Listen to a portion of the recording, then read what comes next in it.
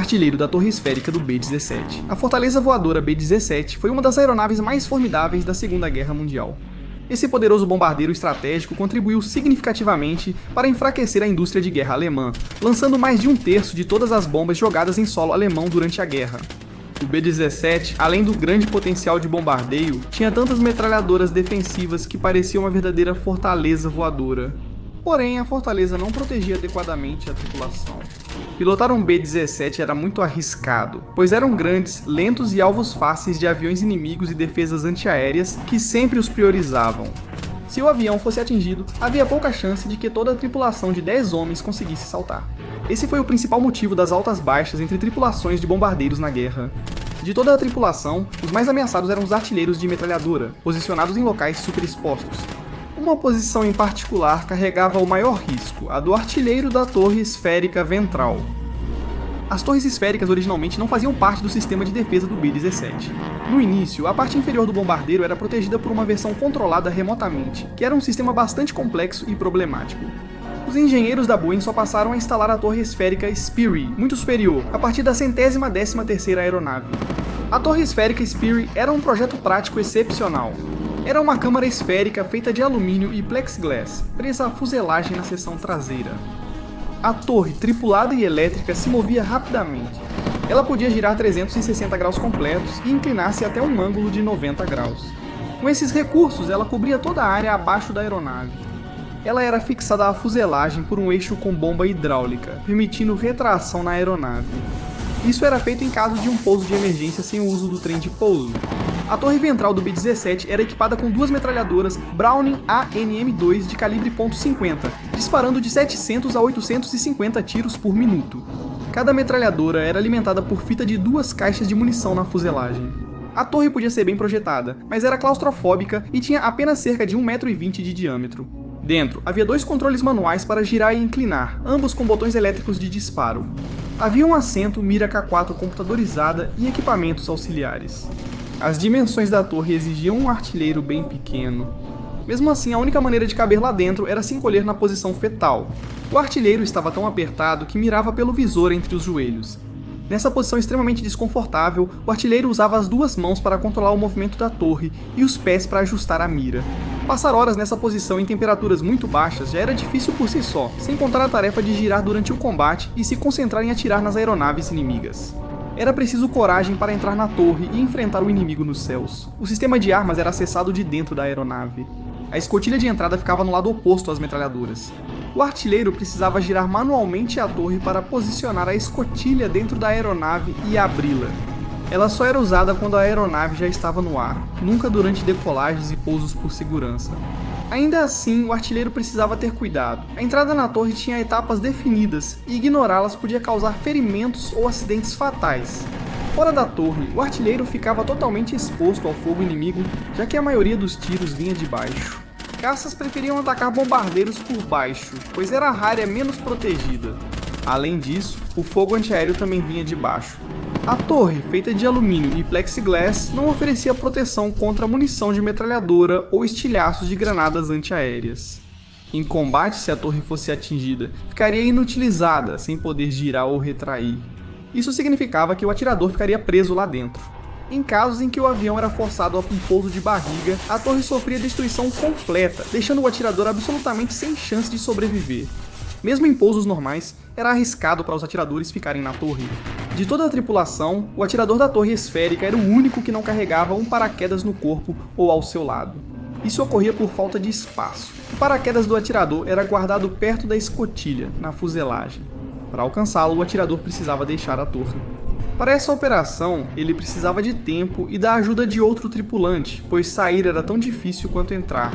As baixas entre os atiradores da torre esférica eram altas. O risco do trabalho deles aparece no poema de Randall Jarrell, A Morte do Atirador da Torre Ventral. A 10 km da terra, longe do meu sonho, acordei com o fogo antiaéreo e os caças do pesadelo. Quando morri, eles me tiraram da torre com uma mangueira. A tripulação do bombardeiro B-17 americano. Segunda Guerra Mundial.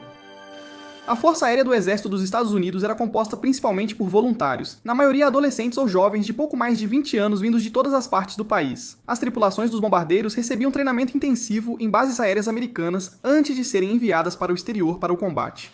Um B-17 normalmente tinha uma tripulação de 10 pessoas, incluindo um piloto, que era o comandante do voo, um copiloto, um bombardeador e um navegador, um operador de rádio, um engenheiro de voo, 2 artilheiros laterais, um artilheiro de cauda e um artilheiro da torre esférica.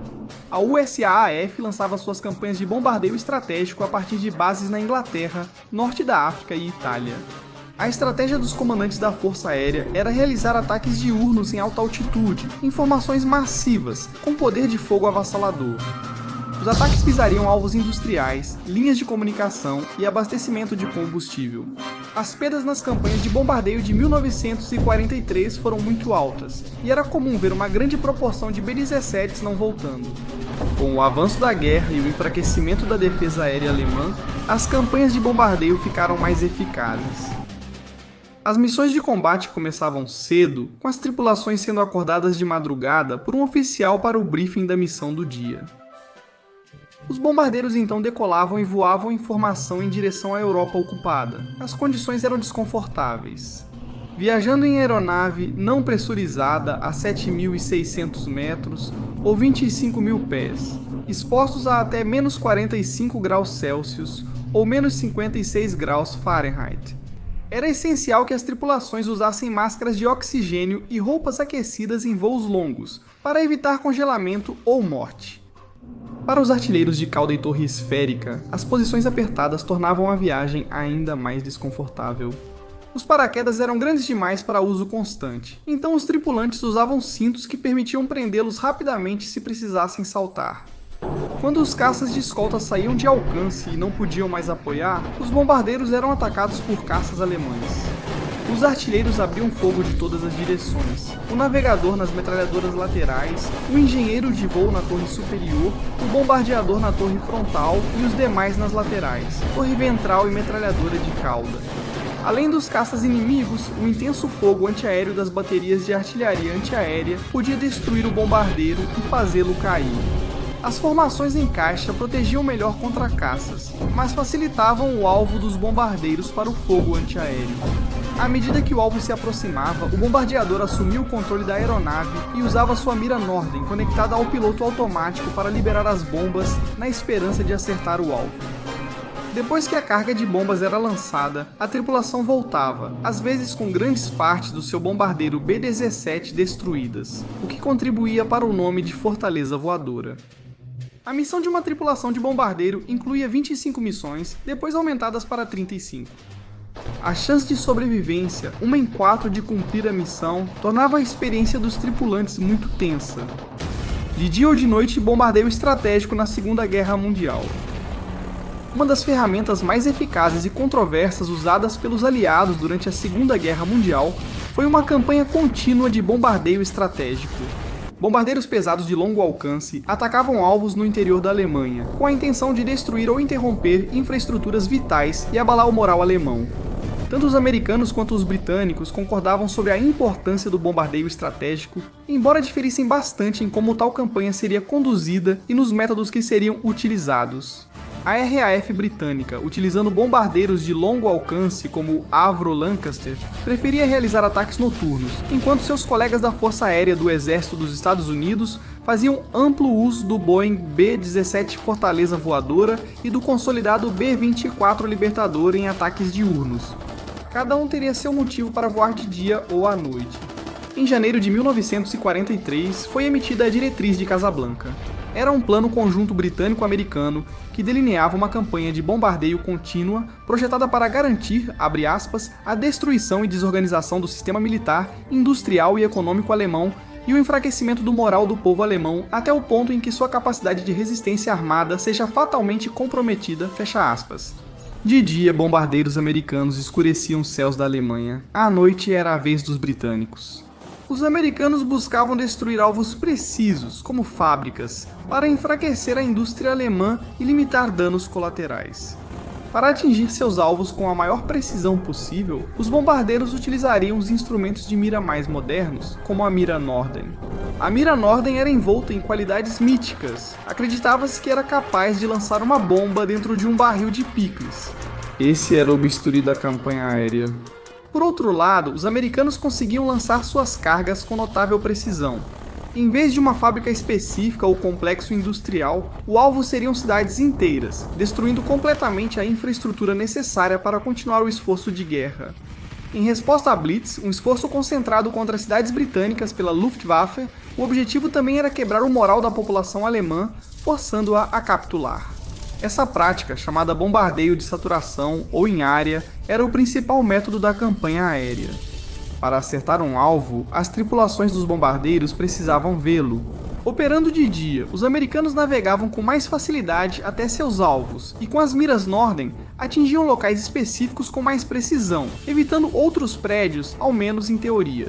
Na realidade do combate, a mira do bombardeador era prejudicada pelas condições climáticas, ação inimiga e identificação incorreta do alvo. Apenas 14% das bombas caíam a menos de 300 metros do alvo em 1943, mas esse índice subiu para 44% em 1945. No Japão, devido ao vento dispersar bombas em grandes altitudes, a USAAF passou a fazer bombardeios noturnos em baixa altitude. As operações noturnas britânicas tiveram que desistir de atacar alvos tão específicos como uma fábrica, pois isso era difícil na escuridão e com as cidades em blackout. Além disso, o bombardeio em área dependia menos de inteligência que poderia estar errada. Mapas, fotografias e outras formas de informação sobre um alvo em potencial podiam ser enganosos, o que significava que até mesmo o ataque mais preciso e cirúrgico poderia simplesmente atingir o alvo errado. Espalhando suas cargas por áreas maiores, os bombardeiros britânicos garantiam atingir algo importante. Um grande risco para missões de bombardeio era a presença dos caças da Luftwaffe, como o Bf-109. Mesmo com até 13 metralhadoras calibre .50 no B-17, os bombardeiros sofriam grandes perdas para os caças alemães.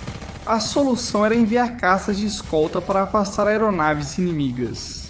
O problema era que no começo da guerra, nenhum caça conseguia alcançar os bombardeiros tão longe dentro da Alemanha. Quando caças como o Republic P-47 Thunderbolt chegavam ao limite de alcance, precisavam retornar.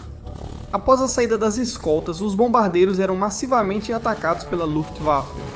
O problema foi resolvido mais tarde na guerra com tanques de combustível externos e o caça de longo alcance P-51 Mustang. Voando informação densa para a cobertura mútua das metralhadoras, os bombardeiros continuavam vulneráveis aos canhões antiaéreos que os avistavam facilmente ao sobrevoarem.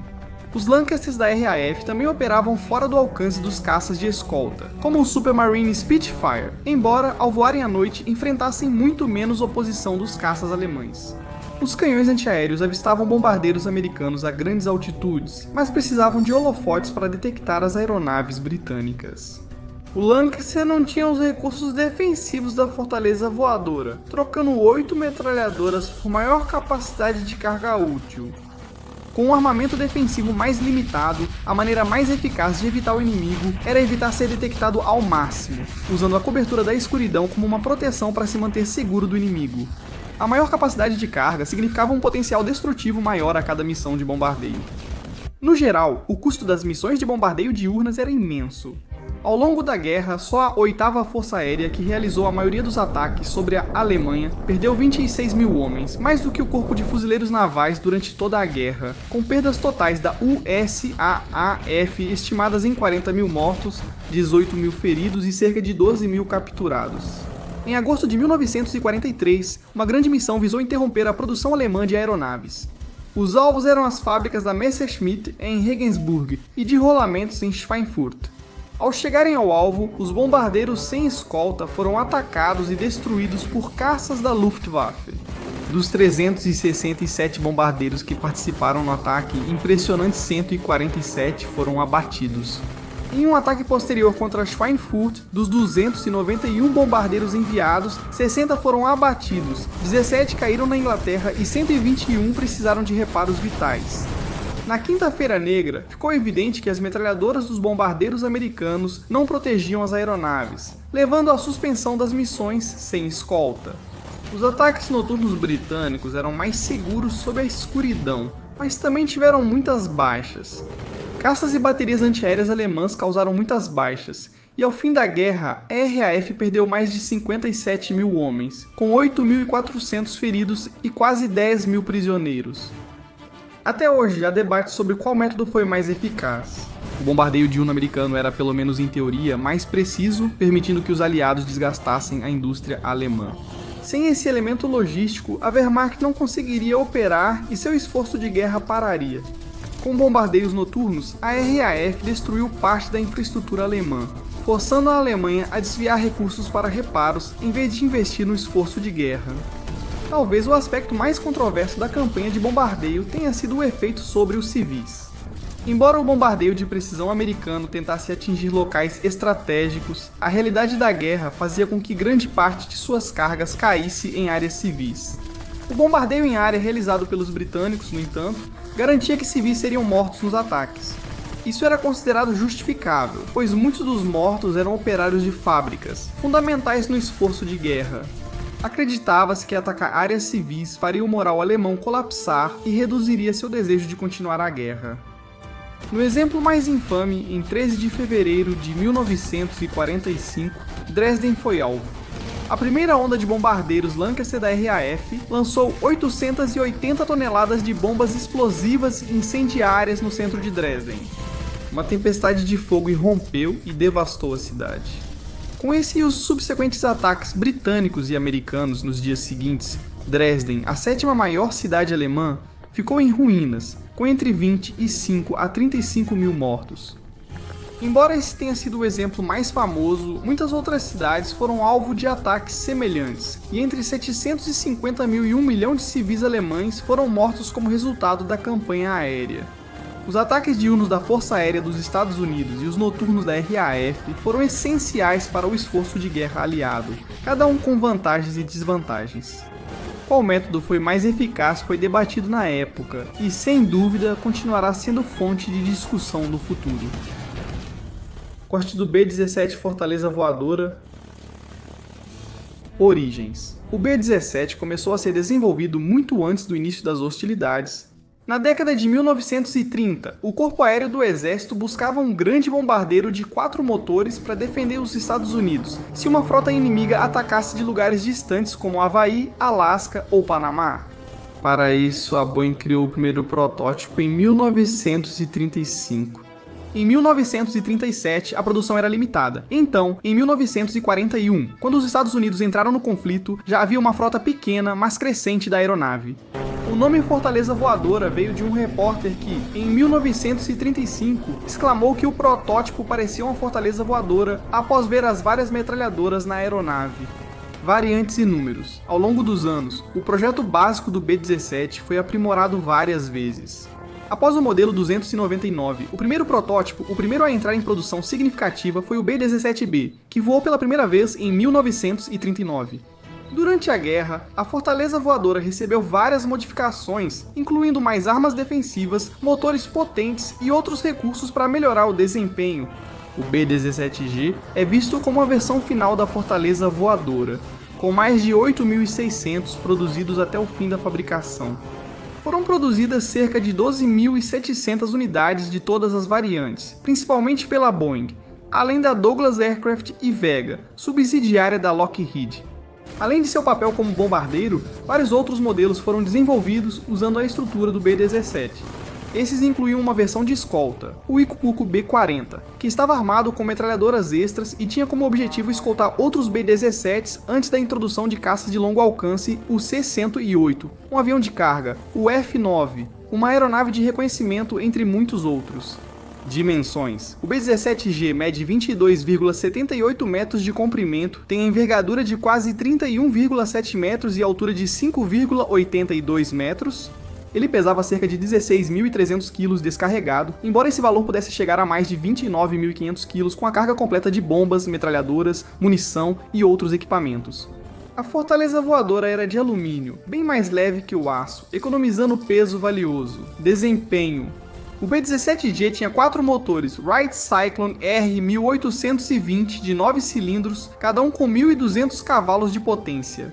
A velocidade máxima dá 300 milhas por hora, mas normalmente a 170 e 200 milhas por hora.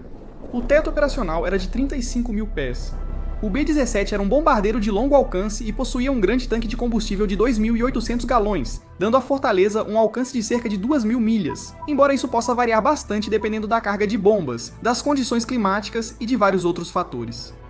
Armamento. Como bombardeiro, o B-17G tinha uma carga útil típica de 6.000 libras de bombas, embora isso pudesse ser aumentado para 8.000 libras, dependendo do tipo de munição transportada. Às vezes, suportes externos de bombas eram instalados na fuselagem, elevando a carga útil para mais de 17.000 libras, mas isso reduzia muito o alcance e era raro. Para a defesa, o B-17G recebeu 12 metralhadoras calibre .50 ao redor da fuselagem. Havia uma metralhadora em cada lado do nariz, um par controlado remotamente sob o nariz, metralhadoras duplas na torre dorsal, 2 artilheiros laterais com uma a cada, um par na torre ventral e outro par com o artilheiro de cauda. Também era possível instalar uma 13ª metralhadora em uma torre auxiliar atrás da torre dorsal. Como o espaço e o peso eram limitados, cada metralhadora tinha um pequeno suprimento de munição, com no máximo munição suficiente para 1 minuto de disparos, obrigando os artilheiros a serem cuidadosos com a mira. Tripulação. O típico B-17 voava com uma tripulação de 10 homens. Eram eles: o piloto, o copiloto, o bombardeador, que operava a torre de proa, o navegador, que utilizava as metralhadoras laterais, o engenheiro, que também era responsável pela torre dorsal, um operador de rádio, 2 artilheiros laterais, um artilheiro de cauda e um artilheiro da torre esférica, provavelmente a pior posição na aeronave. Como a fortaleza voadora não era pressurizada, a tripulação precisava de oxigênio externo ou desmaiaria. Para se proteger do frio extremo nas grandes altitudes, usavam roupas e jaquetas de lã aquecidas eletricamente, pois a pele exposta podia sofrer queimaduras pelo frio. Eles se comunicavam uns com os outros através de um sistema de interfone. A mira Norden de bombardeio. Para que as missões de bombardeio do B-17 fossem eficazes, era necessário que ele conseguisse entregar sua carga com precisão a partir de grandes altitudes. Por isso, a fortaleza voadora teria a mira de bombardeio Norden. Produzido pela primeira vez em 1932, substituiu a mira de bombardeio Sperry 1. Existiam várias versões da mira de bombardeio, mas todas seguiam o mesmo princípio básico. Quando o bombardeiro se aproximava do alvo, o bombardeador no nariz da aeronave ativava a mira de bombardeio. Ele inseria o rumo da aeronave, a velocidade e as estimativas de velocidade e direção do vento no computador analógico da mira e então a alinhava com o alvo. Nesse momento, ele estava no controle da aeronave. Estabilizadores giroscópicos mantinham o bombardeiro nivelado, e a mira possuía mecanismo de liberação de bombas, permitindo soltá-las exatamente sobre o alvo, pois segundos de atraso poderiam causar erro total. Assim que as bombas eram lançadas, a mira de bombardeio Norden era desligada e o piloto reassumia o controle da aeronave. Nesse período, o bombardeiro ficava mais vulnerável por precisar permanecer estável e nivelado, tornando-se alvo fácil para tiros e canhões antiaéreos. Embora alguns fãs da mira Norden dissessem que ela poderia, abre aspas, lançar uma bomba dentro de um barril de picles, fecha aspas, na prática, poucas bombas acertavam o alvo em combate, exigindo grandes grupos de bombardeiros para garantir a destruição dos objetivos. Nomes e artes. Como na maioria das aeronaves da Segunda Guerra, as tripulações criavam um apego sentimental, nomeando e decorando seus aviões. Esses nomes e artes iam do humorístico ao ousado e sentimental. Animais, personagens de desenhos, modelos pin-up e outras imagens decoravam as fortalezas voadoras, trazendo um toque pessoal e leveza a uma situação que seria angustiante. O B-17 em combate. O B-17 atuou em quase todos os teatros de conflito com presença do Corpo Aéreo do Exército dos Estados Unidos, e era geralmente bem avaliado por quem serviu na aeronave. Apesar de confiável e eficiente, as missões de bombardeio na Europa ocupada pelos alemães eram muito perigosas. Os B-17 voavam em formações em caixa, grupos de 9 a 12 bombardeiros próximos, cujas metralhadoras se protegiam mutuamente. No início da guerra, operavam além do alcance dos caças de escolta e quando as escoltas voltavam, eram massivamente atacados pela Luftwaffe. O B-17 ganhou fama de aeronave robusta, capaz de suportar grandes danos, mesmo sob forte resistência. Era comum ouvir sobre bombardeiros com cauda destruída, motores danificados ou grandes buracos na fuselagem que, mesmo assim, conseguiam retornar para casa. Mesmo assim, as tripulações dos B-17 tiveram altas baixas. Na guerra, dos 12.700 bombardeiros fabricados, mais de 4.700 foram perdidos, cerca de 37%. Em 1943, a expectativa de vida de uma fortaleza voadora e sua tripulação era de cerca de 11 missões, bem abaixo das 25 necessárias para completar uma missão. Apesar dessas taxas, as missões de bombardeio cobraram seu preço da indústria alemã, levando sua máquina de guerra a uma paralisação. As lições aprendidas durante essas missões deram origem ao B-29 Super Fortaleza, que tornou o B-17 obsoleto. Após a guerra, os B-17 restantes foram usados até os anos 1950 para reconhecimento, treinamento e carga. Dos milhares produzidos, só algumas dezenas de fortalezas voadoras ainda existem, quase todas em museus. Poucas estão aptas a voar, mas foram proibidas por segurança, encerrando a carreira de uma das aeronaves mais famosas dos céus.